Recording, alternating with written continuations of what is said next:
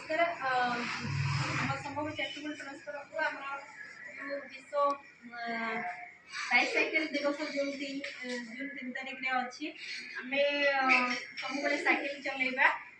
आमर जो गाड़ी आम अत्यधिक गाड़ी व्यवहार करें कौन परिवेश दूषित हो प्रदूषण हो तो आम चेष्टा करवा जमी आम जी आवश्यक से गाड़ी व्यवहार करवा अधिक गाड़ी व्यवहार करवा ना तादरे चलवा शरीर भल साइकेल चलैबा पे भी